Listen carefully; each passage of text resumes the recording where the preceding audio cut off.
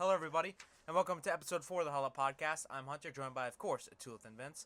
And here today, as a special guest to talk with us about free agency, we have guest star Noah. So, before we roll into this, it's been 2 weeks. How are we all feeling today? Doing good. Took some time to wait for some free agency signings in order to talk about today. Yeah, I mean, I'm good. In my opinion, it was a boring week, but all in all, pretty good. Really good. Appreciate being here today. Of course. We're going to roll in here. We're going to talk about some of the bigger signings to start. For one of the biggest signings in terms of money and annual value is Milton Williams, who goes to the Patriots on a 4-year, $100 million contract. Vince, as a Patriots fan, how do you think Milton Williams can really help this team take a leap on the defensive end? Yeah, so the signing was originally reported to be with the Panthers, but after I think an hour after just of total suspense, he agreed to terms with the Patriots, and I was shocked by that decision. Not shocked that he joined the Patriots, but just shocked because he was a part of those rumors. And but yeah, all in all, they add just a significant force, to their defensive front with Milton Williams adding for Christian Barmore, just known for his disruptive play style that he had in Philly.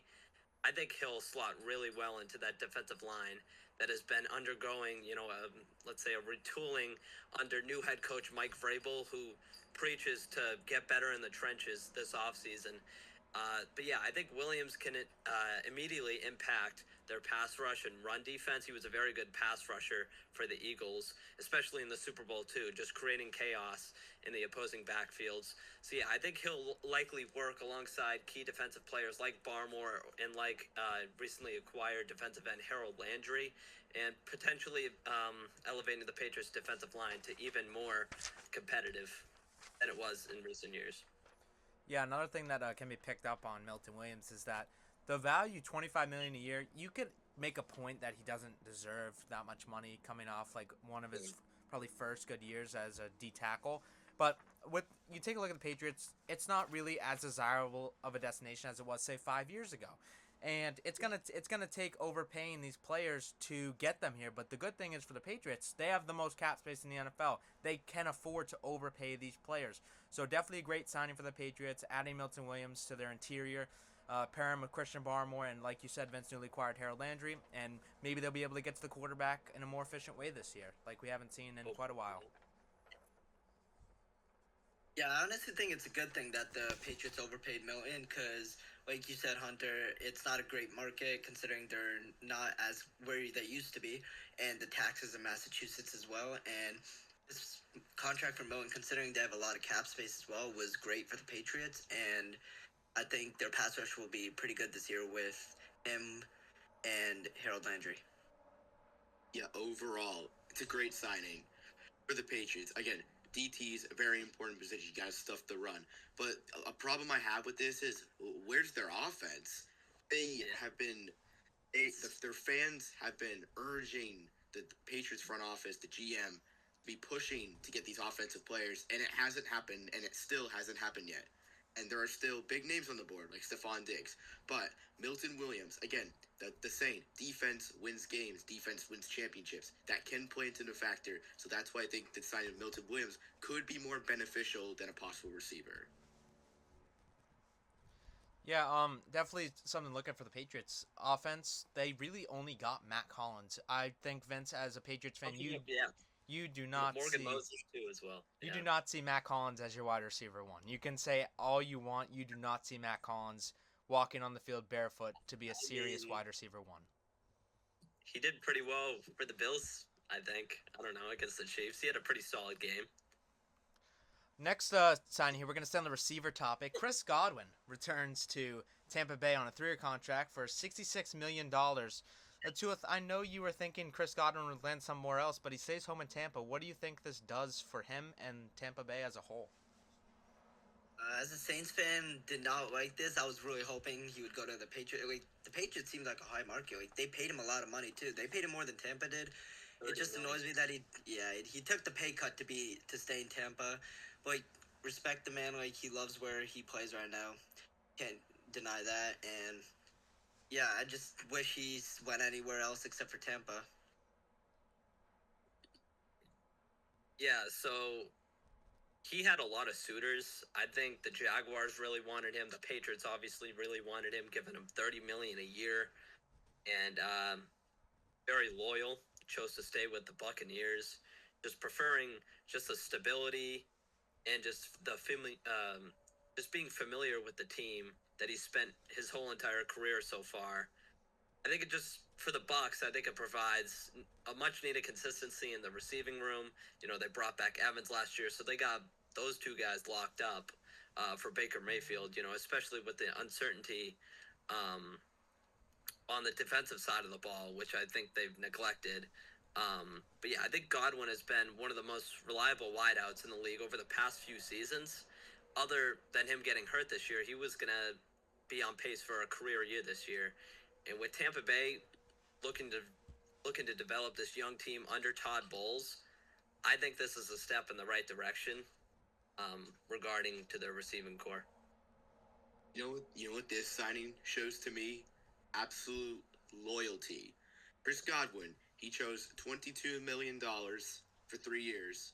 Excuse me, 66 over a 3-year period instead of 30 million for New England. So this just shows that he chooses loyalty over money, and that's what some players are starting to do these days. They'd rather take the money or money over either the team. But this shows Chris Godwin. He's played there his whole life. He loves Tampa, and this shine shows he wants to continue and finish his career there. I think something that this really shows is how dry this receiver market is. I mean, you're going to stay with Tampa. That really shows that I really don't know how many teams are really willing to offer this guy money. You take a look at a guy like Cooper Kupp, it took him a while to sign, way longer than expected, and he ends up going to a team like the Seahawks, which we'll talk about later. It just really shows the extent and the real, I guess, reality behind how dry this receiver market is. It kind of does remind me of the running back market last year. The running backs, it was a very dry market, but look at the impact some of these guys made on their teams.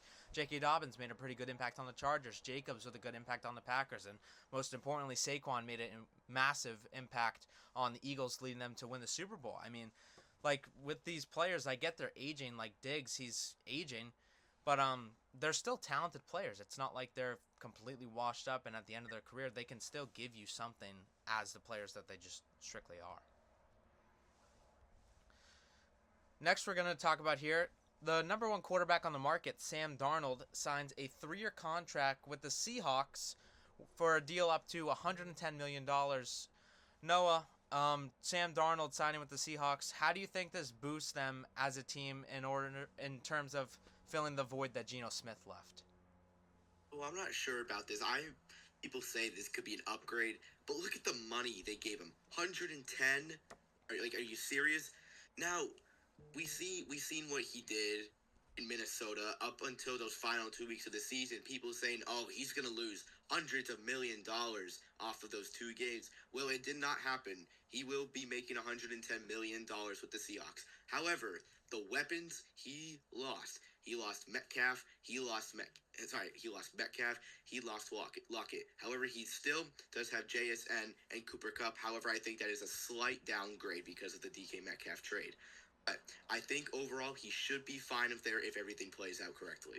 Another thing you talk about in terms of downgrade, he goes from Justin Jefferson and Jordan Addison and that receiving core in Minnesota, plus T.J. Hawkinson and good running backs like Aaron Jones, and he takes. Actually, I was talking about the Seattle wide receiver core. Oh no, I'm just saying in terms of a downgrade as a quarterback himself, he's going from. Oh, okay, yeah. He's going from that group to a far worse group in Seattle, which I guess shows sort of how much money he was willing to take. I have no idea what the number the Vikings are probably offering him was, but I'd say the number the Vikings offering him definitely wasn't up to par with this. But in my opinion, this is a bit of an overpay, like Noah said. Sam Darnold. I mean, you look at this guy, 3 years ago, bottom of the league. If I told any one of you 3 years ago that Sam Darnold would be the hot quarterback of the free agent market, I think you'd all look at me like I was crazy. But I don't know. That might just be me. Yeah, you brought up with that. I'll go. You're good. Yeah. Okay, yeah. So, you brought up a good point with that, with Sam Darnold. I mean, if we're talking about this like a year ago, him being at the top of the market along with Justin Fields, I mean, yeah, this is a very weak quarterback market, and I wasn't expecting, well, I actually was expecting him to get paid this much. I was not expecting Seattle. To be honest. It's just a downgrade of a roster. Maybe if they still had DK and Lockett, I would I would have a different perspective on this. I have a feeling it's just not going to work out. It's just going to be one of those just one and dones, similar to the Kirk Cousins experiment last year. And I believe they have a void in his contract, so it's kind of like they're preparing for that. Um, but yeah, I mean, again, he goes from Justin Jefferson and just that whole Vikings squad. That's totally revamped, by the way. We'll get into that later. Just to JSN, and JSN's very good, no doubt. But I'm not liking what Seattle's doing right now. I mean, I get they're getting younger at the position, but is it exactly better? I'm gonna have to say no.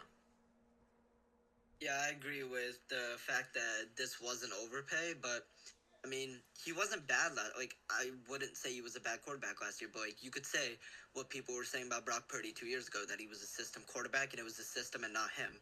And it clearly showed that in the last two games, especially in the playoffs against the Rams. He was clearly seeing ghosts when his O-line couldn't protect him as well as they did all season.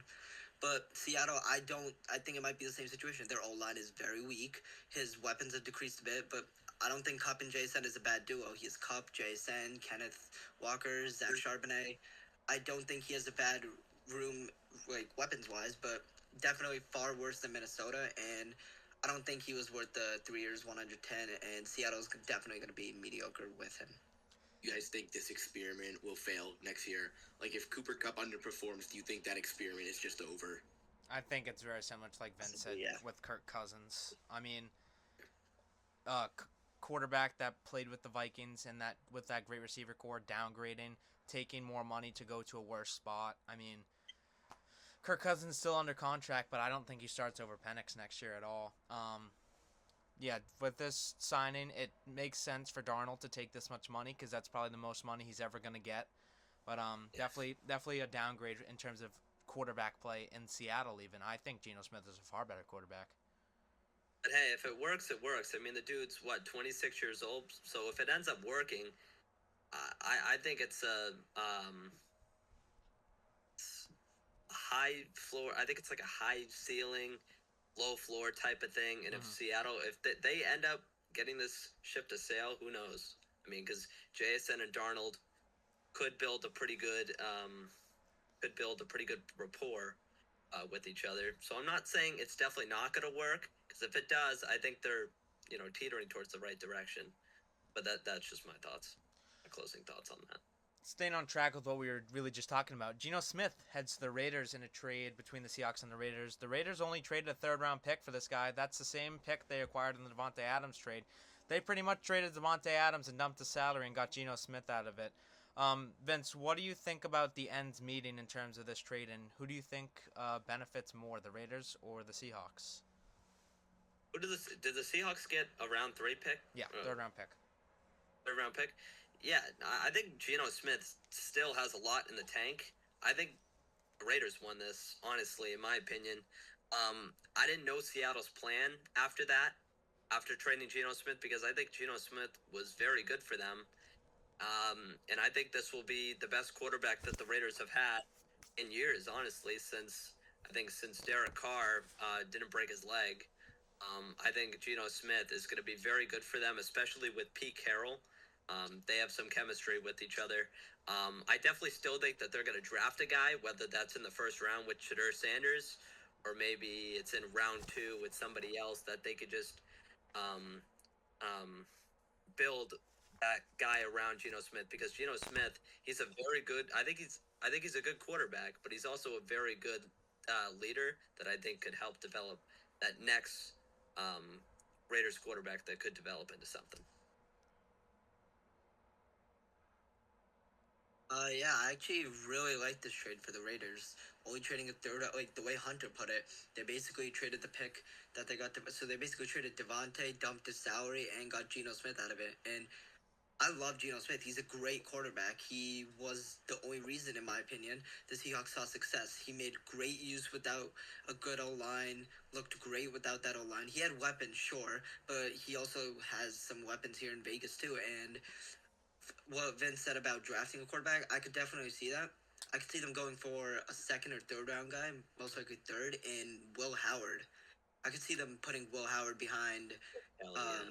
Geno Smith for probably a couple, like 2ish years until whenever Geno Smith starts regressing or whenever he retires. And Will Howard, I think Will Howard would be a great quarterback, good fit for the Raiders. What if we look into the future a little bit? Geno Smith is currently 34 years old and 1 year left on his contract. So, with the sixth overall pick, would you guys be surprised if they took Shador Sanders? Not at all. No. Not one Because bit. I was thinking if they don't re-sign him, giving him money just to regress, where they could possibly take Shador Sanders to have him sit behind for a year, learn from Geno, and take over the role in 2026. Yeah, I definitely. Right. I don't think that's ridiculous to say at all. Yeah. Yeah, no, I definitely get your point of view there. Picking Shadur Sanders at 6 is. Shadur Sanders is a good quarterback. He's going to pick up a lot of hate, but that's just the person he is. He's more of a cocky quarterback than he is calm, cool, and collected. But he's a good quarterback. Big 12 best quarterback, leader in passing yards, and this guy is a good quarterback. And could potentially start a new era in Raiders football. I mean, Tom Brady likes him, and Geno Smith even posted stuff today, hanging out with Shadur Sanders. Why can't those two team up? You never know what's going to happen. But Shadur Sanders falling to 6 is very difficult because it really does depend on what the Browns do at 2. Because I think the Giants are definitely going to take Cam Ward if he's there. But say the Giants take Cam Ward, Browns get Shadur Sanders. I think the Raiders go Will Howard in round 3 or 4 to pair him up with his national championship winning offensive coordinator Chip Kelly, which is something Vince noted earlier. And it's definitely going to be interesting to see what the Raiders do. I mean, Geno Smith extension talks are ongoing. Maybe they extend him 1 or 2 more years, see what you can really get out of him in the back end of his career. But yeah, I definitely like this as a Raiders fan, getting Geno Smith, probably the best quarterback we have had since Derek Carr in 2016. But definitely important to build more than just getting a quarterback. That's great, you got your quarterback, but you got more to build on.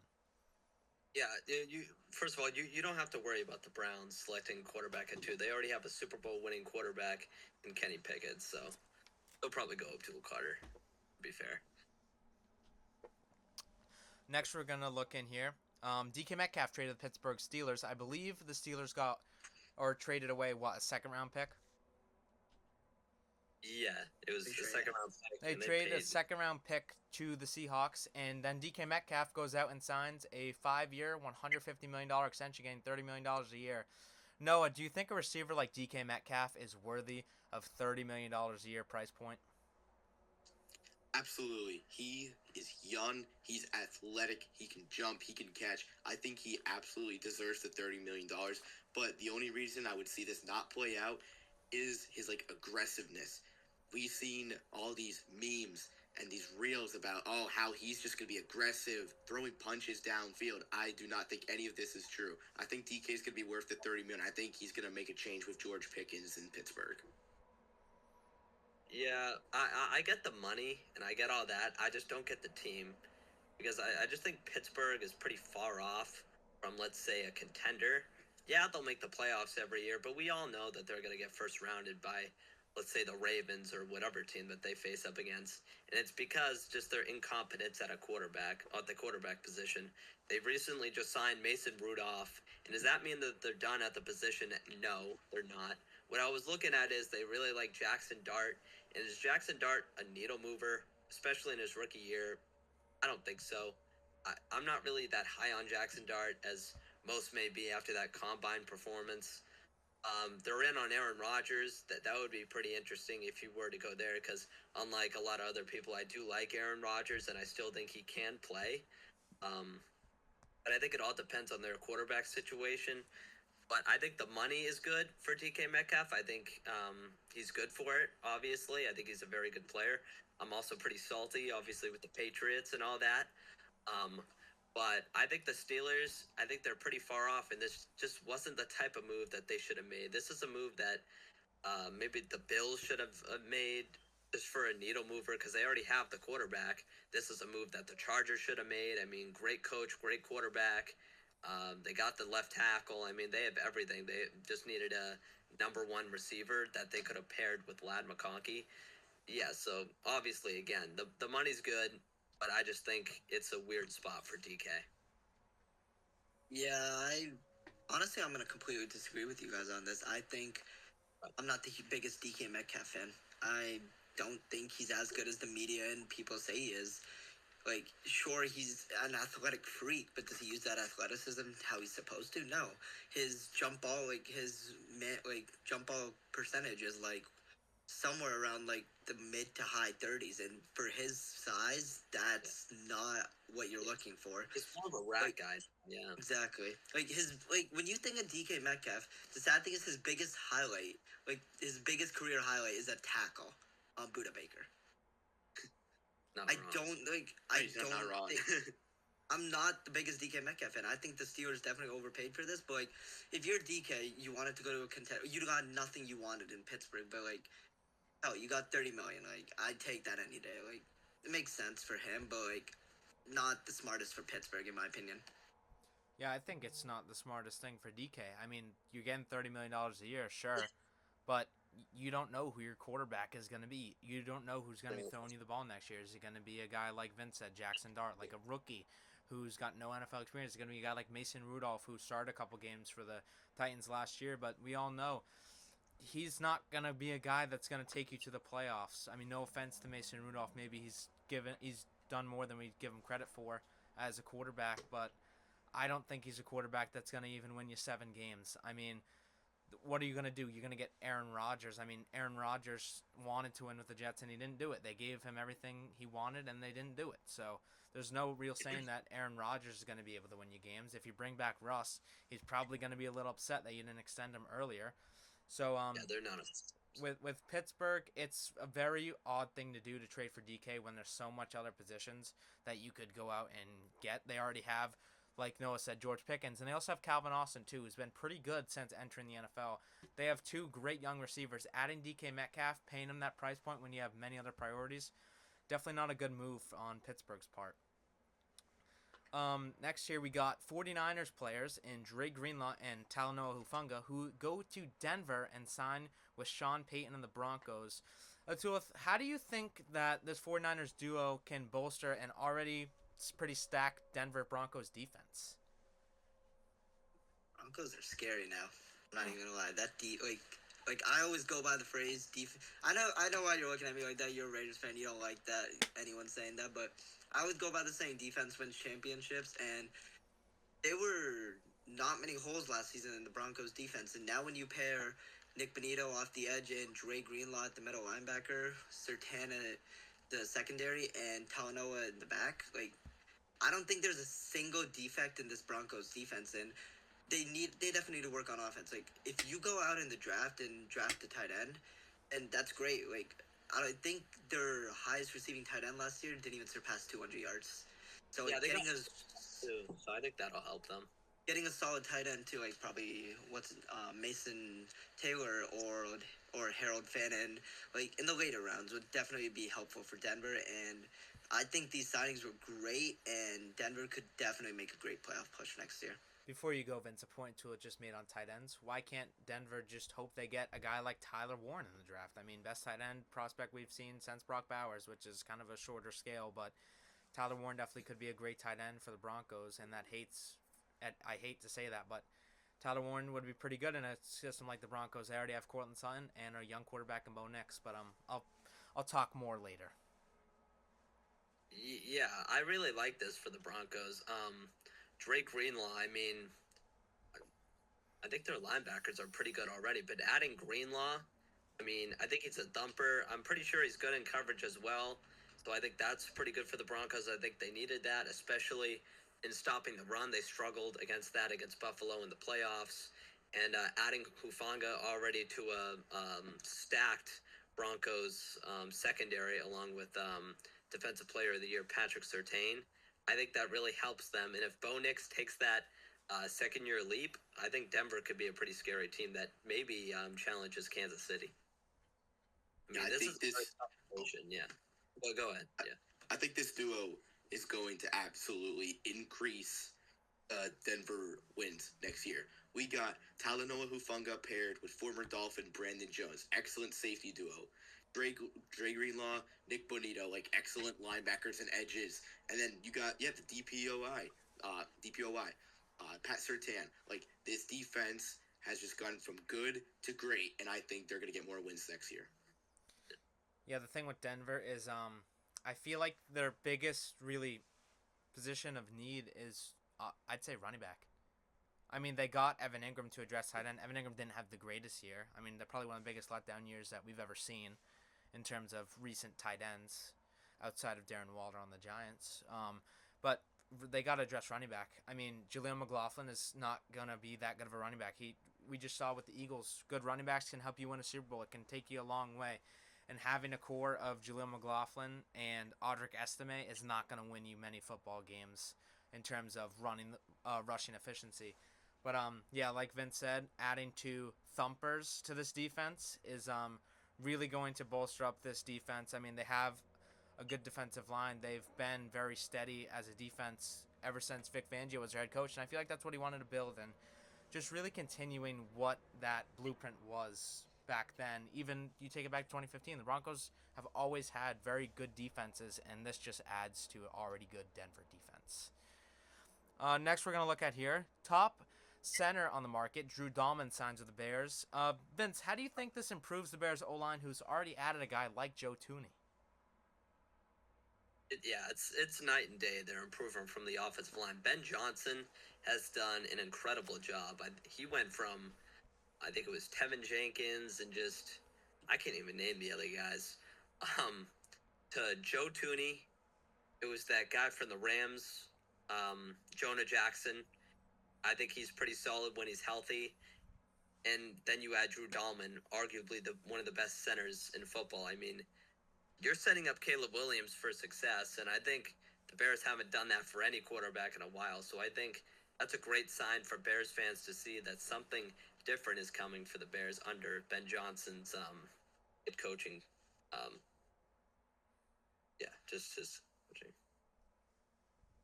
Yeah, I actually really like the signing for Chicago. The only thing that really annoys me and ticks me off is that they never did this for Fields. And I love Justin Fields. I wanted to see him succeed in Chicago, but they just never gave him the shot. But they're giving Caleb Williams the shot. And Ben Johnson definitely going to scheme around the running backs as he has a good O-line like he did in Detroit. And I could see, Chicago always has good off seasons. They get overhyped. It might just be the same cycle, but this is the most they've addressed O-line in recent years. So the NFC North is looking really good this year, especially because Chicago's just getting better. Yeah, Drew Dahlman, absolute stud from Atlanta. We've seen videos of great down blocking, run blocking, pass blocking. And this guy, he's also 26 years old. He's got a full tank left. And paired with Joe Thuney. And I see what you said about Justin Fields. It's like they never actually gave him a shot. But now they're actually spending the money. And now that Caleb Williams has an offensive line, Joe Thuney and Drew Dahlman now paired up in the middle, I think they'll have very good success this year. Yeah, the thing is, though, the Bears are going to be the Bears. That's the most important thing when you look at this team. It is going to take a egregious amount of luck for them to improve to an 10-11 win team from what they were last year. They were a 5-win football team. Sure, they're adding pieces on the O-line, but if Caleb Williams doesn't take what the O-line gives him and just runs around and then throws a pick, that's not really going to win you football games. It's not college. Especially in a tough NFC North. It's not college anymore. This Bears team, they're getting better, but I still don't think they're better than teams like the Packers or the Lions. Next, we're going to look here. Speaking of the NFC North, the Vikings added a haul of free agents in signing Byron Murphy, Javon Hargrave, Will Fries, Ryan Kelly, and Jonathan Allen. Noah, what do you think this adds to a Vikings team that made the playoffs last year, looking to take a jump? What do you think this does for them? Because they got good signings on both sides of the ball. Yeah, I think these are pretty great signings. Again, Byron Murphy re-signs. There's not much to be that excited when you look at a re-sign. But when we look at the signing, Will Fries, excellent guard. Jonathan Allen, the only problem I have with him is he is 30. He will start to enter that regression stage, but still, 3 years, 51. I think that's just a bit of an overpay for a 30-year-old defensive tackle. But if it works out, then they'll prove me wrong. And Ryan Kelly, also a great center. I think the 2 years, $9 million is very good for someone like him. I think these signings will make Minnesota improve, especially since with JJ McCarthy. Hopefully, if he can get it together, no injuries, and play how he did at Michigan, I think Minnesota is going to be in for a treat this year. Yeah, I really like how they brought back Byron Murphy. I thought he was pretty underrated this year. That's a good get. That's a good get back for them. Bringing in Javon Hargrave, obviously very good for the trenches. I mean, yeah, Jonathan Allen and Javon Hargrave, those two are going to be dominant. Then you got Will Freeze, Ryan Kelly. They upgraded at the center position. They just released, I think it was Bradbury, whatever, their former first-round pick. But they upgraded their offensive and defensive line, and those are the biggest parts of football. That's how you win games, especially in today's NFL. The O-line matters to everyone who thinks it doesn't. Just look at the Patriots this year. Anyways, though, I think, yeah, they're helping J.J. McCarthy succeed. And as Noah said, if he just gets everything together and puts everything in place and can actually stay on the field, I think the Vikings, honestly, I think they can challenge Philly in the NFC Championship, possibly. Yeah, I'm gonna agree with that. I really like how the Vikings are looking next year. That D line looks scary. You have Van Ginkel coming off the edge. You have Jonathan Allen on the inside. You have Jonathan Grenard. That's three great players on your rushing the quarterback. And if you're the Vikings, you want to get to the quarterback. And they also address other needs too. They got some O-line. Like they're just setting J.J. McCarthy up for success with the not even just the supporting cast, just the supporting team as a whole. And I like what the Vikings are doing, and I love the take from Vince that they can challenge the Eagles. I just think that's unbelievable. They have JJ McCarthy. He hasn't played a game in the NFL. You can't say a team with a quarterback that has no game experience in the NFL can take a team as far as the NFC Championship. I just find that a little ridiculous. But McCarthy's obviously a downgrade from what Darnold was. Darnold was an experienced quarterback, and you saw that. He took his talents with that Vikings team and led them to the playoffs. Sure, these moves are great, but you still have J.J. McCarthy at quarterback, who's a big question mark. I just think it's a wild jump to say that they can get as far as the NFC Championship, maybe back to the playoffs, but I wouldn't say that they're even close to competing with the Eagles right now. Well, I mean, it's just look what Jaden Daniels did in his. He's a very. Look at Brock Purdy. Got set up in the perfect situation. Went all the way to the NFC Championship. I think it's a very fair argument that you could make. I mean, J.J. McCarthy, he's a proven winner, especially at the next level. He won at Michigan. Why can't he do it in the NFL? Especially with the roster that he has, I don't think it's ridiculous at all. I just think it's a wild jump in logic to compare J.J. McCarthy to Jaden Daniels. Even as college quarterbacks, Jaden Daniels is far more talented. Sure, J.J. McCarthy won national championships. How did he do it? He gave the ball to Blake Corum. I feel like a better comparison for McCarthy would be Brock Purdy, especially in the situation he's in. Yeah, I mean, obviously, they're not going to have him throw, like, bombs out of the gate. They're going to settle him in because he was injured. They're going to have him run the football with Aaron Jones, who I think is also very good. So I think they're just going to ease him in, and then as the season progresses, they're going to have him air it out a little bit, and I think he will succeed in that. All right, now we're going to move on. Carlton Davis, cornerback formerly of the Lions and the Buccaneers, signs with the Patriots for a 3-year deal worth $54 million. Vince is a Patriots fan. What do you make of the signing, and how can Carlton Davis help fill the void of Patriots veteran Jonathan Jones and really pair up with one of the best young corners in the league in Christian Gonzalez? Yeah, so if he stays on the field, he's a very good cornerback. He's a cornerback 1. But having him as a cornerback 2 is very good for him just to pair up with Christian Gonzalez. Yeah, he's an immediate upgrade over Jonathan Jones. Love Jonathan Jones. Hope all is well in Washington. But if he had switched to safety, I would have considered him staying in New England. But he just didn't have it anymore. And it was just unfortunate to see that unravel this year. But moving on to Carlton Davis, if he's on the field, he's very productive. We saw that with the Lions defense. So yeah, I think it's a very good signing by New England, and they just bolster their defense, which wasn't very good last year, but I think it could take the next step now that they got their 2 corners set, and obviously adding in the trenches as we talked earlier about.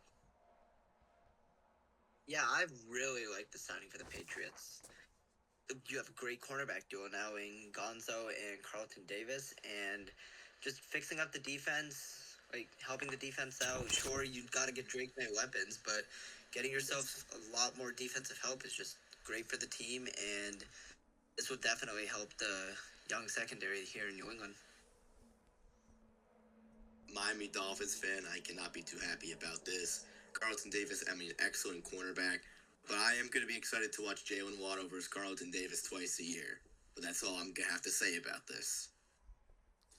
Yeah, this signing definitely made me mad. I really wanted Byron Murphy or Carlton Davis to be Raiders, and unfortunately, the New England Raiders decided to go out and sign Carlton Davis. We're not really going to talk about the whole New England Raiders thing. I mean, they signed everybody. Josh McDaniels signed when he went to Vegas. I think it's a little annoying to me. I think Josh McDaniels needs to get out of my life. He's just a complete annoyance, and I hope I never have to see his face again.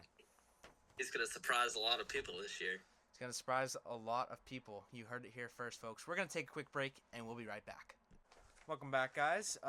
Rolling in here. Giants add some defensive help in former Saints corner Paulson Adebo and former Dolphins safety Javon Holland. Tulip, do you think this confirms that the Giants will indeed take a quarterback at pick number 3?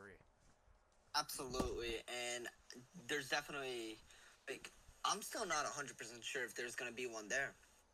I still have big, thoughts that the Titans and the Browns will take a quarterback at picks 1 and 2, but if one of them does go for Abdul, which honestly, in my opinion, would be the smart pick, he's the best player in the draft, and the Giants swoop right in and take Shador or Cam, whichever one is left. Yeah, so the Giants had talks with Tennessee about trading for the number 1 overall pick because they really want Cam Ward. I was joking earlier about Kenny Pickett and the Browns, obviously, but what does that tell you about Cleveland? If they want to trade up to number 1, knowing that there's going to be 1 at 3, how highly do they regard Shedeur Sanders if he's even going to be there at 3? And does New York know that Cleveland's going to go quarterback at 2, so they're trying to jump Cleveland in order to take the quarterback that they want? So you probably might be onto something there with Cleveland really wanting Shedeur Sanders at number 2. Why they would want him at number 2, I have no idea why. I don't think he's all that good, but that's besides the point. So I think the Giants, with those 2 defensive additions, I think those are very good additions to stack up their secondary to obviously a very good defense. But I don't think they're trading up to number 1. And will a quarterback be there at 3? I'm going to have to say no. And then they're going to have to go either Travis Hunter or Abdul Carter at 3, which I think they go Travis. But Well, I think they're absolutely committed to a quarterback. But let's say Cleveland, their GM, their front office that has decided that they want to take Abdul Carter at number 2. You think that they would somehow trade down to 3 and have the Giants take Shador at 2? And do you think the Giants would be willing to do that, or do you think they would take a risk in staying at 3 in hoping that the Browns take Abdul? Now, would you guys be surprised if they took Dart at 3, or do you think they would be trying too hard and they would just waste that pick? I think that's them just being desperate. But obviously, I mean, Dable and Schoen, their jobs are on the line, so they're definitely desperate for a quarterback. But I don't think they're that desperate to draft Jackson Dart at 3. His draft stock has rose, I don't think by that much, to number 3. But but obviously, if they would go Jackson Dart at 3, it's just totally desperate for a quarterback just because they know that their jobs are on the line, and they're like, if we hit at this quarterback pick, our jobs are saved. But yeah, I think if those guys are off the board, I think they just go best player available, which I think they should be doing that from now on. Get Aaron Rodgers, find a way to get Aaron Rodgers, and then pair him with Travis Hunter, maybe pair Dexter Lawrence with Abdul Carter. I mean, you can't really lose if you're the Giants in this spot. Yeah, they didn't even get a quarterback in free agency. They didn't get Darnold. They didn't get Fields. And there's nothing been reported that they're close with Aaron Rodgers. So it looks like they're trying to do maybe stuff in the draft, possibly trade up to 2 to secure Shedeur Sanders. But I'm not sure how they're going to do that. Mm-hmm. I think Yeah. what the Giants are hoping for here is that the Browns pull a full draft day and take Devontae Mack, which is Abdul Carter, and don't take the Bo Callahan, which is Shedeur Sanders. I mean, I think we're just seeing maybe something like that in real life. But yeah, what we really haven't picked up on, we've really focused more on Giants taking the quarterback. Paulson Debo, not really great with the Saints. This price point, I think it's a bit of an overpay. Same goes with Javon Holland. Like Noah always points out, only one interception in what, 3 years? 4 years? 2 years. 3 years? 2 years? Hmm. The Giants want guys that can get them the ball more than an average team would. That's how they're going to win football games on the defensive side of the ball. If the defense can get them more possessions than they're going to get, I think this Giants team could win 6 games next year. But I feel like we're definitely cutting it short in terms of who we're signing. I mean, Paulson Adebo, sure, he's a decent corner. I mean, highly graded corner, but is he like a great corner on the field? Not as good as some of the other options out there. You take a look at guys like Charvarius Ward, Carlton Davis, and Byron Murphy. I'd rather have all 3 of those guys in a heartbeat than Paulson Adebo. You take a look at Javon Holland. I would much rather have Trayvon Merrick than Javon Holland. They definitely got the cheaper option here, which isn't anything to take away credit from these signings. I still think they're going to help the Giants, but definitely swung with the cheap route here in New York. Yeah, I mean, did those guys really want to come to New York? Like, maybe they did offer to Merrick, or maybe they did offer to um, those cornerbacks on the market that were really high up there. Maybe they did offer them, and they just didn't want to come to New York. Maybe that's something that they were like, okay, let's go the cheaper option with people that actually want to be here. And I'm honestly surprised Holland wanted to be there, but money talks at the end of the day. That's all that these players care about. So, as you stated earlier. Unless you're Chris Godwin, then you care more about loyalty. Yeah. Next year, the Colts also gained some defensive pieces, but they didn't go cheap. They got safety Cameron Bynum from Minnesota and cornerback Charvarius Ward from the 49ers. Vince, they really kind of sort of did the same thing that the Giants did, but just got better players. How can this help the Colts, who are looking to maybe build on Anthony Richardson? Yeah, I think it all depends on him. I mean, if he goes in there and he doesn't play very well, it's not going to really matter too much because at the end of the day, the quarterback elevates all. The quarterback elevates everyone around him. And if that quarterback doesn't play up to standard, they're going to have to roll with Indiana Jones. And I don't know how that's going to work there. But I think those are pretty good signings by Indianapolis. You know, my stance on Chris Ballard still stands. I don't think he's a very good GM, but these are very good moves by him. But I think it all depends on if Anthony Richardson is willing to take that next step in his quarterback development, which I think he can. I mean, how could he not? I mean, he has a great arm. You know, the speed's there. He just needs to be willing to see the field and just because he can't read coverages very well. He just needs to, I guess, get better at that, and that all comes through the off-season work and so call you out, whatever. Yeah, I'm not gonna lie. The Colts definitely did much better than the Giants here. Like, you're signing Charvarius Ward for the same exact contract as Paulson Adebo, and as a Saints fan, I do not like Adebo. He's awful in man coverage, cannot stop getting pass interferences on third downs. Just hate the man, and Charvarius Ward is a far better corner, and you're getting him for the same deal that Paulson Adebo got. And Bynum was also a great defensive help, and if we're going back to Giants defensive help, I think we can all agree here that the defensive help the Colts added was far better than what the Giants did. Yeah, I think these two pieces will be excellent. Again, you're pairing Charvarius Ward with Kenny Moore. I mean, great. That's a great cornerback duo.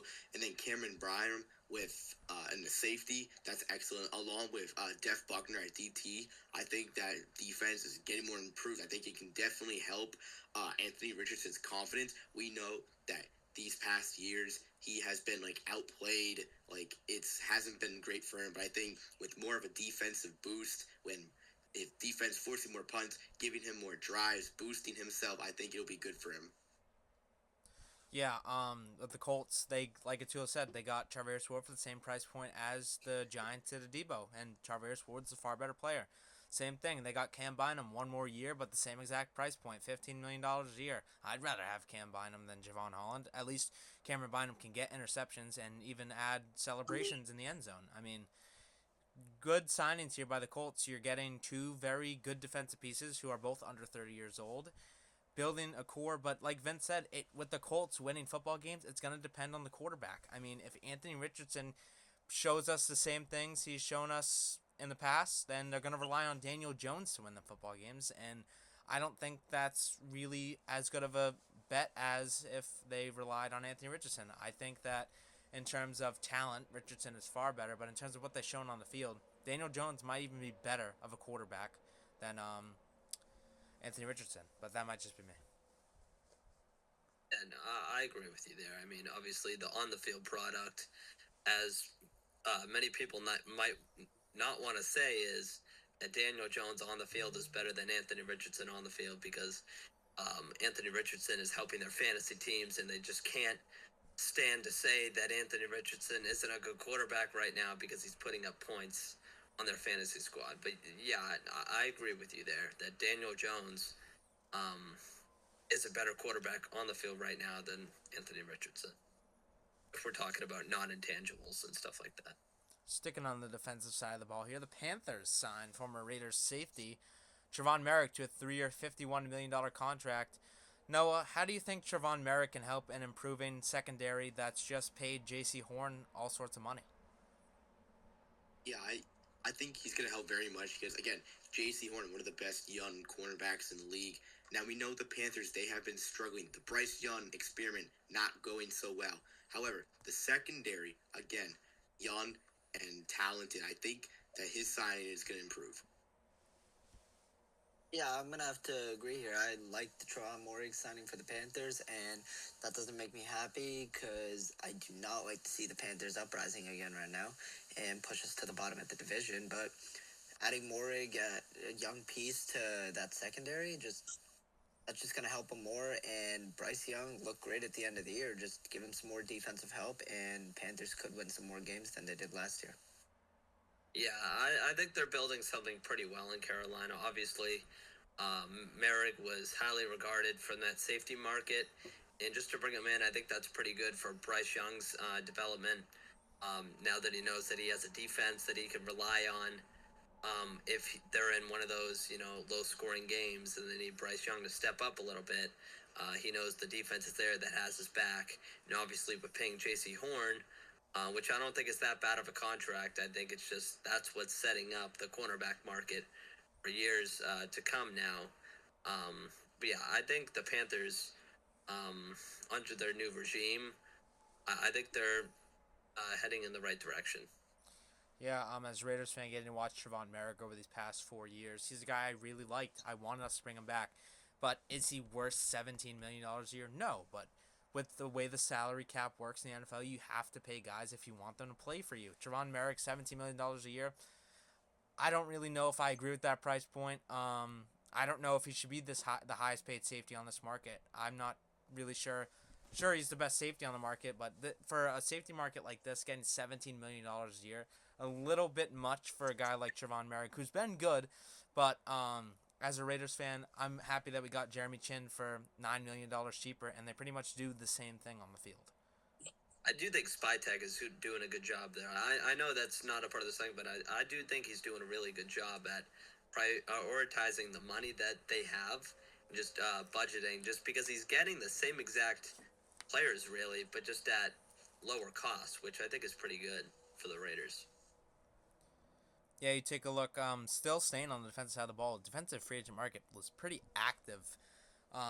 Josh Sweat of the Super Bowl champion Eagles signs with the Arizona Cardinals. 4 years, $61 million, making just more than $15 million a year. Atul, what do you think the Super Bowl experience that Josh Sweat has can bring to a Cardinals team that's really just looking for some sort of spark? I'm a huge fan of Josh Sweat. He had a great Super Bowl, looked really good all season.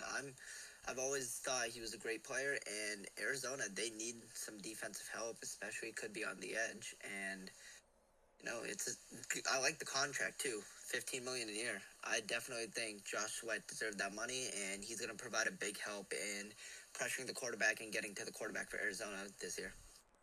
Yeah, I think this was the most mocked team that Sweat was going to go to, the Arizona Cardinals, and it's a no-brainer.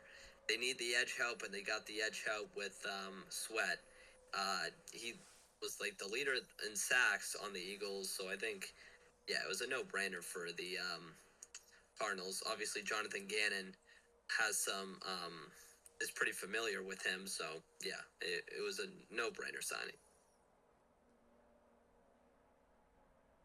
That is all you can do for Josh Sweat. Clap it up for him. He deserves every penny of that contract. 15 and a quarter million a year. Go to the Cardinals. This guy, epic Super Bowl performance, multiple sacks of Mahomes. He was great in Philly, and I think he's going to bring that same energy to Arizona. He's 27 years old, so 4 years, he'll be 31 by the end. So he's still got a full tank in him. I think he's going to bring that to Arizona. I think they'll be really good on him next year.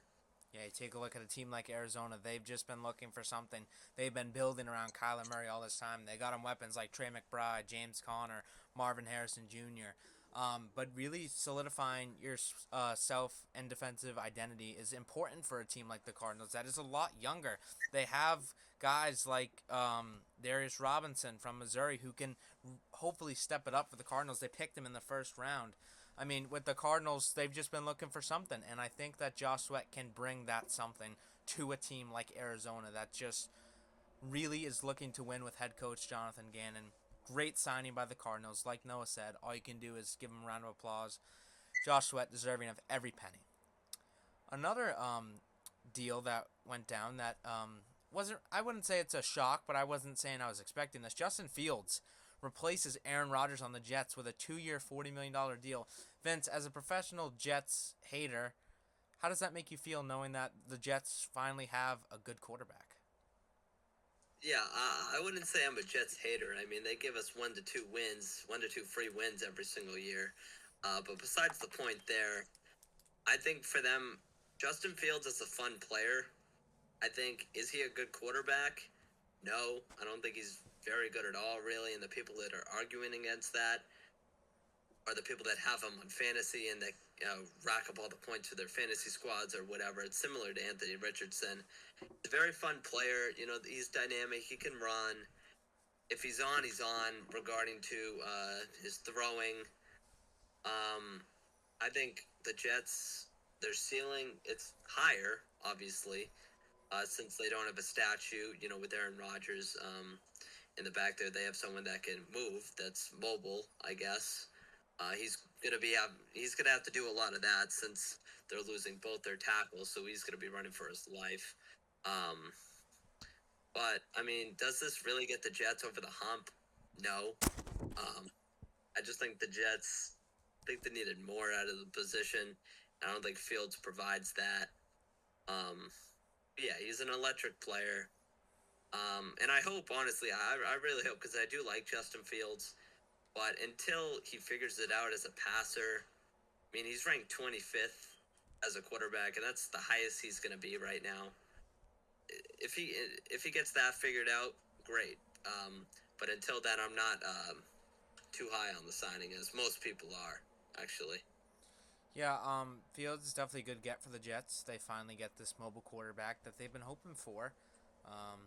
Fields completed 65% of his passes last year for 1,000 yards and added 10 total touchdowns in 6 games, and he won 4 of them. Winning more games than you lose as a quarterback is definitely something the Jets could use. I mean, the Jets have been failures for as long as all of us can really remember. There was a lot of people that when the Jets got Rodgers, they said the Jets are going to be playoff teams.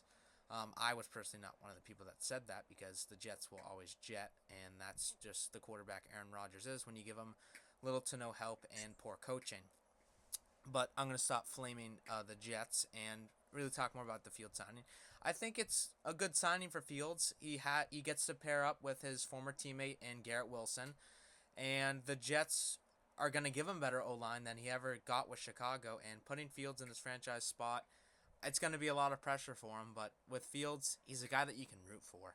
I mean, he's a hard guy to hate, I guess, in a sense. But I think that's what people are not going to give up on him, because he's just an easy guy to root for based on all the crap that he got in Chicago. And now people just really want him to succeed, which he did in Pittsburgh. But Pittsburgh didn't agree with what he put on the field and let him walk. And I think that might be a mistake in the end for Pittsburgh. Yeah, I'm gonna agree. I'm gonna agree on the fact that Pittsburgh made a mistake here by not re-signing him and letting him walk. And I hate that he went to the Jets. I really want to see Justin Fields succeed, and when the free agency started, I was hoping he would be a Viking, because I figured they wouldn't re-sign Sam Darnold, and I was just hoping for the slim chance they would still sit J.J. McCarthy for maybe another year, and I was just being delusional and hoping they would sign Justin Fields and give him the shot he deserves. But the Jets, I mean, yeah, he's back with Garrett Wilson. But I don't know. I just don't like the situation the Jets are in. Awful coaching. Aaron Rodgers couldn't succeed with them. Yeah, sure, he seems a bit washed, but it's at the end of the day, it's Aaron Rodgers, one of the best quarterbacks of all time. And if he couldn't succeed with them, I'm just worried for what's going to happen with Fields. And I hate what New York did to him. I'm the Jets GM. I'm saying, heck no. We are not giving Justin Fields $20 million. Absolutely no way. Here's why. You can call me biased all you want, because I'm the Dolphins fan. He's the Dolphins fan. He's just biased. Oh, absolutely not. Justin Fields has had no success in his career so far. Now, you can say that because Chicago Bears did absolutely nothing to him, which I agree. But you're putting him in a situation. Oh, he has Olu Fashan. Oh, he has Elijah Vera Tucker. That doesn't support. He hasn't had any success. You can say he has Garrett Wilson. He has Sauce Gardner now. Oh, I do not care. He will not have any success at the Jets. $20 million for what? He might just end up on the backup, as a backup. He might just end up behind Jackson Dart. The Jets may even just draft him in the second round. Who knows? I think they just overpaid for him. I don't think he's got nothing to do in New York. Yeah, another point you picked up there, Garrett Wilson. I'm not somebody that's saying Garrett Wilson is this great receiver.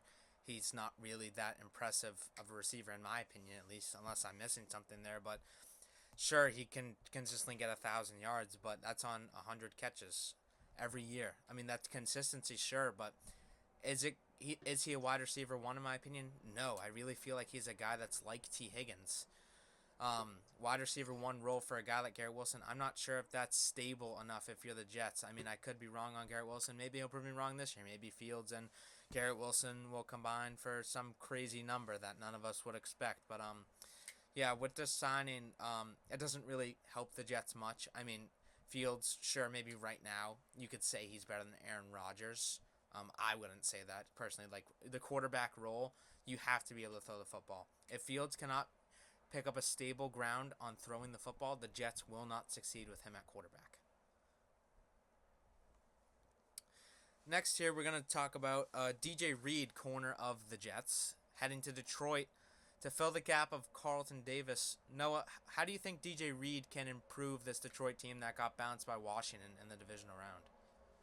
First of all, as a Dolphins fan, yes! Out of here. But as a Dolphins fan, I'm like, yes, finally, no more of the Waddle lockdown. It's over. However, gotta give props to DJ Reed going to Detroit, because yes, Carlton Davis is no longer aligned, so they gotta fill that cornerback spot now, because he's young, he brings great energy to Detroit. Now he's paired up there. I think that what he brings there is going to be great. Now, he's going to be coached under Dan Campbell now, not whatever was going on in the Jets. So I think that he'll have a much better career in Detroit. Yeah. As soon as I found out that Carlton Davis was joining the Patriots, they immediately pounced on DJ Reed, which I think is a very good signing. I honestly think it's an upgrade too. I think he was very good for the Jets. I'm happy that he's out of the division, and I think he's gonna do very well for them in helping their secondary develop, especially after the disaster that was the NFC Championship game. I think DJ Reed filling in the gap for Carlton Davis is a huge upgrade for them. I love DJ Reed. He's a great cornerback. He's going to be great in Detroit under Dan Campbell. And his career's just looking up from here. Like seriously, you go to sleep one night thinking on the Jets and then wake up and you're on the Lions. Like, that's a great switch. His coaching switch, just team switch in general. Much better team, much better staff. Just much better place for you to improve as a young player. I I don't. think Oh, you can go. You go. I think him paired with Terry on Arnold is gonna be really scary. Um, I think this is a downgrade for New York. I think Carlton Davis is a better corner than DJ Reed. I mean, they're the same age, and I don't argue that though. Carlton Davis has had more production. I mean, like Noah said, Javon Holland. Just because Javon Holland has got one pick in all that time, sure, it doesn't mean he's a bad safety. DJ Reed, not a guy that's going to get you an interception. He's very good at defending passes, but last year didn't intercept a single pass. Carlton Davis intercepted 2 passes, deflected the same amount of passes. I mean, I think this is a downgrade for Detroit. I mean, I like DJ Reed. I want him to be a Raider, but for Detroit, I think this is a downgrade. Pairing him with Terry Nard, like you said, no, very good. I think putting them on the 2 sides of the field is going to really help. I mean, sure, they have Kirby Joseph and Brian Branch along with Meek Robertson in the slot. That's a great secondary, but I don't think this is an upgrade for Detroit. Going from Carlton Davis to DJ Reed, definitely a downgrade in my eyes. But still, good signing. DJ Reed's a good corner, but I don't think this fills the void of Carlton Davis. Yeah. So when I said upgrade, it all came down to availability. I mean, when Carlton Davis is on the field, he's great. Um, it all just comes down to that. If he's on the field, he's good. He just needs to stay on the field, and that's where the line stands. Where I think DJ Reed is slightly better than Carlton Davis because he's on the field, and if he isn't, Carlton Davis, in my opinion, is better. Next, we're going to talk about the trade that was made between the Eagles and the Texans. The Eagles get guard Kenyon Green to improve their already stacked offensive line, but they give up one of the hearts of their defense in C.J. Gardner-Johnson. Vince, why do you think that the Eagles keep giving up on this guy? Yeah, as CJ Gardner Johnson said, the trade needed to happen, or I think his agent said that the trade needed to happen, and I'm not sure why exactly. I'm guessing it's a character problem, but just getting him off the team, and knowing the Eagles and Howie Roseman, they got a bunch of draft picks coming this April, and I think they're very well, really good at drafting. They're a draft and develop team, and I think they'll be fine. To the people who are saying they're letting all these players leave, I think they're going to draft really well and get the players that they need, especially given this stacked defensive class full of edge rushers and whatever. But adding Kenyon Green to their offensive line, I think it's solid. I mean, obviously he hasn't shown first round tape, but I think the Eagles can get it out of him. Just like they did with Mekhi Becton. You know, we didn't see that with him.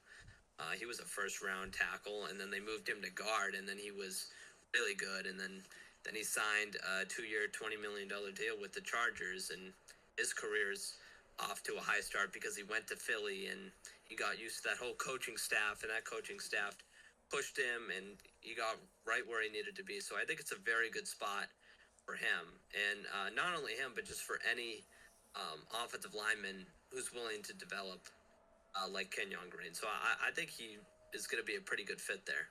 Yeah, with your point there about Howie Roseman in the draft. Howie Roseman loves his Georgia guys, and they need a safety. Why can't Howie Roseman masterclass his way into trading up for Malachi Starks? Yeah. Great safety, and he's fallen on a lot of these boards. He's projected to go in the back end of the first round. If I'm Howie Roseman, I'll make a call to teams in the 20s and say, what do you want to do in terms of trading this pick, and why not go out and get another Georgia guy in Malachi Starks? Yeah. Yeah, I could definitely see Malachi Starks being drafted by the Eagles, and this trade for the Eagles benefited them a lot. Like, you're probably, you lost Mekhi Becton, and replacing him with Kenyon Green, obviously, I still think Mekhi Becton's better, but, like Vince said, how they developed Mekhi Becton. He wasn't that good in New York, and look at him now. He's having a great career. I think they can do the same with Kenyon Green, and I could see his future being bright, but it just sucks seeing CJ Gardner Johnson being given up on like that because he's not the greatest off the field guy. Obviously, a trash talker, but he's a great player too. So can't hate the man. Great Twitch streamer as well. I think the Eagles are absolute clowns for making this trade because one, they receive a guard, but aren't the Eagles like have a mastered their old line because like their center they've gotten a great replacement. I'm not sure why they needed a guard. And CJ Garner, he is 27 years old. What exactly are they giving up? They're like they traded him like he's 33, like entering regression. Absolutely not. However, they could be thinking about the future, and like we said, Malachi Starks. However, he is projected to be in one of the top picks, like top 20, and we know the Eagles do not have the pick to do that. So I'm not sure what else they would trade to get that pick, whether it would be future picks or other players. But however, I think the Eagles absolutely like clowned themselves for making this trade. Absolutely no way. In terms of draft day trades, so the point that you made, they traded Traylon Burks for A.J. Brown. I mean, Howie Roseman's made some pretty masterful draft day trades. Why can't he trade up for a guy like Malachi Starks? But That's right, yeah. to the point you made there, I think all this move does for them is just replace Mekhi Becton. I mean, you take a look at their line, the right side of Kenyon Green and Lane Johnson, and your left side of Jordan Mailata and Landon Dickerson, with Cam Jurgens, of course, at center. I think it's a bit of a downgrade. Mekhi Becton's a much bigger body than Kenyon Green. But Kenyon Green, 24 years old. He was a first-round pick for a reason. That's another thing you got to think about. Why can't this guy succeed? Similar to, like you guys said, Mekhi Becton succeeded with this Philadelphia offensive line sort of room and coaching staff. I think that the Texans do win this trade by getting C.J. Gardner-Johnson. Definitely is going to help pairing him with Jalen Petrie. But yeah, I'd say there's two sides to this trade. The Texans get a good piece in the secondary, and the Eagles replace their guard that helped them in the Super Bowl. Lastly, here we're going to roll in Cooper Kupp returning back to Seattle. Of course, he went to Eastern Washington in college and also played in high school in the state of Washington. Vince, how do you think Cooper Kupp plays in here, signing for $15 million a year and replacing what DK Metcalf and Tyler Lockett left? Yeah, I didn't really understand the signing. I mean, you're getting rid of Tyler Lockett, and then you're bringing in Cooper Kupp. I just don't really understand that. I mean, from my understanding, I thought they wanted to get younger at the position, and then you sign at 31, turning 32 years old, Cooper Kupp. I think he has a lot left in him still, a good amount. He plays mainly within the slot, which I think JSN plays, so I don't know how that's going to fit. Yeah, overall, I don't really understand it. I think he's still pretty good. I think he's a good receiver. That also in a very good leader. I think he's going to be a very good locker room guy for their culture that McDonald is trying to build in Seattle for that young team. But yeah, I don't really understand the signing personally. I would have rather thought that he would have joined the Denver Broncos or just a team that he can go into right away and just be their number one wide receiver. But yeah, I don't really understand it all the way. Yeah, that's fair. I actually agree with the point you said, especially when you said they both play the slot, and I don't know if that's gonna work, but I don't hate this wide receiver duo, Cooper Kupp and JSN. Like JSN, I'm a huge JSN fan. He's a great wide receiver, super young, but like Vince said too, like they wanted to look for a younger receiver, but they went out and got Cooper Kupp. He's still great. Can't forget he's a Triple Crown winner. He actually was pretty solid last year, like before he got injured. I think this duo won't be bad, especially with I think Sam Darnold and this duo wouldn't be bad, and Cooper Kupp in Seattle is going to be pretty good. Yeah, I think this is a great replacement for DK Metcalf. especially the money. Again, 15 million, it might seem a lot, but for Cooper Cup at age 31, not exactly regressing yet. I think they paid good enough to get him. Now, the only problem I could see is, as always, regression. This could be a failed experiment. After 1 year, he turns 32 and he starts regressing slower, catching less, not getting the ball, especially with Sam Darnold. Again, Sam Darnold paying him almost like literally 30 something million a year, and it could be a total failure. And I think that could be like a major like risk with this signing. Yeah, when you look at Cooper Cup, sure, he's won a Super Bowl and he won the Triple Crown in 2021, but he's not that same player. He's had injury concerns and struggles, but who knows? Maybe pairing him in a new system is really what he needed. I don't really understand the move to Seattle besides to the fact that you grew up in Washington and played college at Eastern Washington. I can get that, but the spot I really don't get it for Cooper Cup. But yeah, he's not going to fill the role DK Metcalf left at all. I think Jackson Smith and Jigba is the number one receiver on that team. But yeah, definitely going to set some sort of precedent for the Seahawks moving forward, and we'll just see what they do from here. Lastly, here to close us out, we're all going to go through and talk about one free agent signing that we were sort of, or that we didn't talk about today, and why we like the signing. We'll let you start, Noah, since you're our guest. Ooh, I'm gonna have to think about it.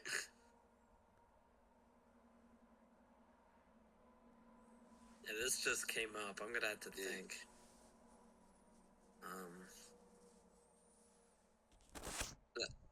If someone has somebody, just blurt I it have out. two in my mind. I have two in my mind right now. Go ahead. MVS to the Seahawks and Justin Reed to the Saints. Like in the Justin Reed one, there might be a little bias, but like Tyrann Mathieu, he's getting old, and I mean, bringing Justin Reed back home, back where he went to college, Louisiana State, and Justin Reed's not a bad safety, and that's what we need. Like we just need a little bit more secondary help, and I think that's good. And MVS for the Seahawks is great. MVS was great with Clinton Kubiak, and he's just going to reunite with Kubiak in Seattle. And I could see him just keeping up the same production he kept up with in New Orleans for around 10 weeks. Yeah, 7 to 10 weeks in his time in New Orleans. Yeah, I also have I'm two gonna here. say I'm gonna say Robert Spillane for the Patriots. I think that was a pretty underrated signing. He's fourth in the league in tackles. Yeah, just very underrated. I think he's going to fit very well. Defense. Obviously, there might be some bias there, but we struggled regarding our linebacker core. He's not afraid to stop the run, obviously, plug up the gap, and I'm really excited about him. Yeah, I think Hunter left that out on purpose. I was just saying, I think Hunter left that out on purpose. I have two free agent signings that I like that we didn't talk about. Number one is the Raiders maintaining Malcolm Kuntz. Again, one of us picking something that our team did, but Malcolm Kuntz was on the market. He was projected to get somewhere up between 16 and 20 million, and we got him back for a year for 12 million. I mean, that just proves that he really wants to prove himself. And 8 sacks in his last year played. He had 3 against Kansas City. Really showed out as a starter. Pairing him up with Max Crosby, Christian Wilkins on the D-line is definitely going to help improve this Raiders team. And the other one that I was really impressed by that we didn't talk about was Andre Sisco getting a deal with the Jets, 1 year, $10 million.